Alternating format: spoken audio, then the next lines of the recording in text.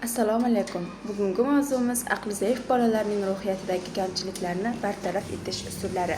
Rejalarimiz: aqli zaif bolalarning psixologik xususiyatlari, ruhiy rivojlanishdagi asosiy kamchiliklar, kamchiliklarni bartaraf etish usullari, psixologik pedagogik yordamning ahamiyati. Bugungi kunda alohida yordamga muhtoj bolalar ta'lim tarbiyasi va reabilitatsiyasi jarayonlari butun dunyoda ilmiy nuqtai nazardan juda ko'p o'rganilayotgan masalalardan biriga aylangan. Bunday bolalarni korreksiyalash va erta tashxis qo'yish ularning ijtimoiylashuvi hamda kelajakdagi jamiyatdagi o'z o'rnini topa olish uchun muhim hisoblanadi. Bunday bolalar o'rnini topa olishlari uchun ularga kelajakdagi keng imkoniyatlar yoritib berilgan. Aqliy rivojlanishda nuqson bo'lgan bolalar pedagogikasi va psixologiyasi asosan 17-asrning oxiri 19-asrning boshlarida rivojlana boshlagan. Bu sohada 1858-yil rus pedagogi Dobolovning tomonidan ko'plab ilmiy tadqiqot ishlari amalga oshirilgan bo'lib, taniqli rus pedagogika Troshin hamda yetuk psixolog Vygotsky ham shu soha bo'yicha rivojlanishda katta hissa qo'shgan. Bu yerda bizda inklyuziv sinfimiz va aqlan rivojlanishda orqada qolgan bolalarning dars o'tish jarayonlari tasvirlangan. O'zbekiston Respublikasi ta'lim sohasida rivojlanayotgan bir o'lka hisoblanadi. Ularning ishlari esa muhim bir qismi sifatida alohida yordamga muhtoj bolalarni qo'llab-quvvatlash va ular uchun ta'lim samaradorligini oshirish katta ahamiyat kasb etadi. 1967-yilda Nizomiy nomidagi Toshkent davlat pedagogika universitetida alohida yo'nalish ochilgan. Aqliy rivojlanishda nuqsoni bo'lgan bolalar psixologiyasi sog'lom rivojlanayotgan bolalar psixologiyasidan farq qiladi. Aqli zaif bolalarning diqqatini tarqoq va idrok qilish qobiliyati juda sust bo'ladi. Idrok bu inson analizatorining ta'sir etuvchi narsa va hodisalarning butunligiga qaratilgan bo'lib, butunlay bartaraf etib bo'lmaydi ularning aql zaifliklarini. Bunday nuqsonga ega bo'lgan bolalar erta aniqlash va ularda korreksion hamda pedagogik mashg'ulotlarni olib borish natijasida ularda ikkilamchi hamda mujassamlashgan nuqsonlarning oldi olinadi. Ularning ijtimoiy hayotiga moslashishi va o'z-o'ziga xizmat ko'rsatishi ko'nikmalari shakllanib boradi. Xotira bu individual tajribaning eslab qolinishi, saqlanishi va kelgusiga qayta shakllanishi. Bu jarayonning faoliyati shakllanadi. Aqli zaif bolalar xotirasi juda sust rivojlangan bo'ladi, ammo ularning hamda xotirasi rivojlanishi mumkin. Buning uchun ularga korreksion ishlar erta yo'lga qo'yilishi va to'g'ri borilishi kerak.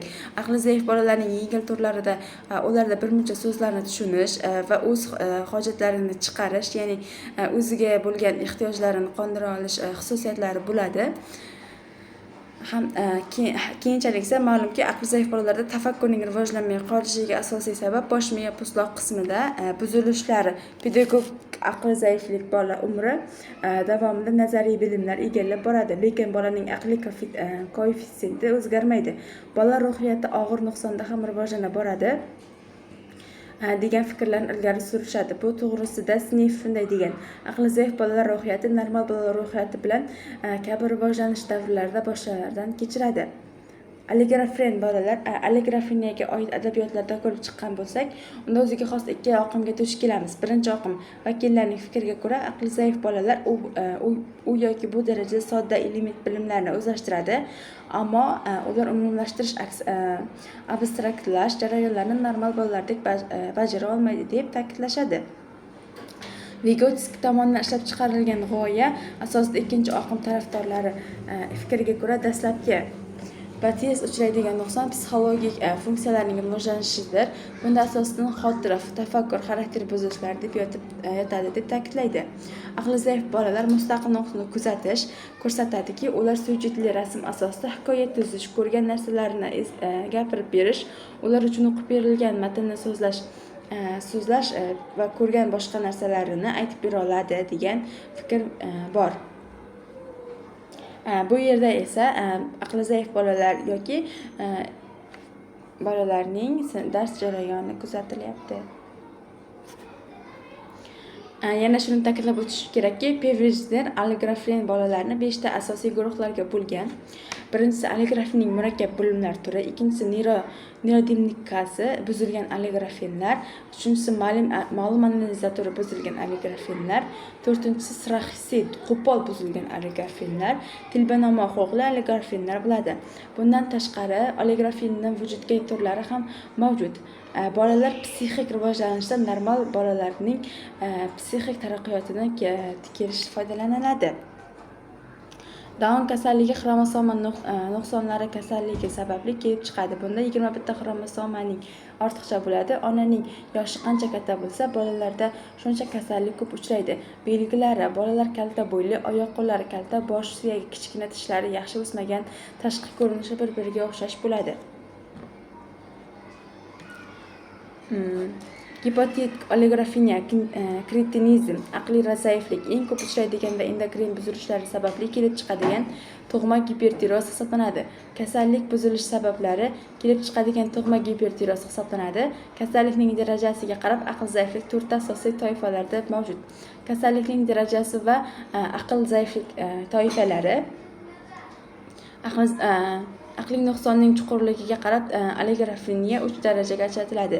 Debil aqli zaiflikning yengil darajasi hisoblanadi. Bunday bolalar maxsus maktablarda ta'lim-tarbiya olishadi. Debilning yengil darajalari sog'lom boladan ajralishi qiyin. Ularda nutq yaxshi rivojlanadi. Debillarda abstrakt fikrlash sust bo'ladi, ta'lim oladi, ammo o'zicha mustaqil fikrlay olmaydi. Nazariy bilimlarni o'zlashtira oladi. Imbetsil aqliy zaiflikning o'rta darajasi hisoblanadi. Bu darajada bolalarda nutq yaxshi rivojlanganda bo'ladi. Ular faqat sodda so'zlarni talaffuz qila oladi. Bunday bolalarda mehnatga yaramaydi, faqat o'z-o'ziga xizmat qilish mumkin. Imbetsil ham o'z navbatida ikkiga ajratiladi. Yaqqol darajali aqliy zaiflik, o'rta darajali aqliy zaifliklarga bo'linadi. Idiotlik bu eng og'ir daraja bo'lib, bunday bolalarda so'zlashuv va fikrlash qobiliyati umuman bo'lmaydi. Tashqi ko'rinishi sog'lom boladan farq qiladi. Ularning boshlari kichik, bo'ylari past, qo'li oyoqlari kalta, lablari qalin bo'ladi.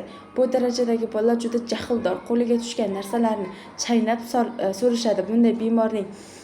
Bunday bemorlarning jismoniy rivojlanishi so'z bo'ladi. Xulosa o'rnida shuni aytish kerakki, bunday nuqsonli bolalar hayotida jamiyatda ajralib qolishida beparvo qarab bo'lmaydi. Buning uchun pedagoglar, psixologlar va ota-onalar birga hamkorlikda ish olib borishlari lozim.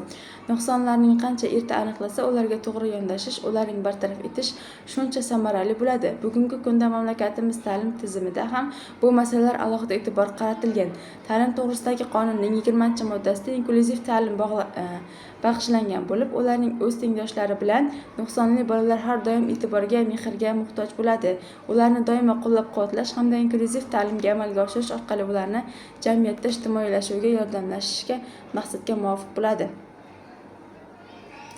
Maxsus yordamchi maktab va maktabgacha muassasalarda ta'lim jarayonida tuzatishlarimizni amalga oshiradi. Bu ishlarni bolalarda rivojlanishning potensial imkoniyatlaridan asoslanib, aqli zaif bola shaxsini atroflicha shakllanish, bilish faoliyatini takomillashtirishda tutadi.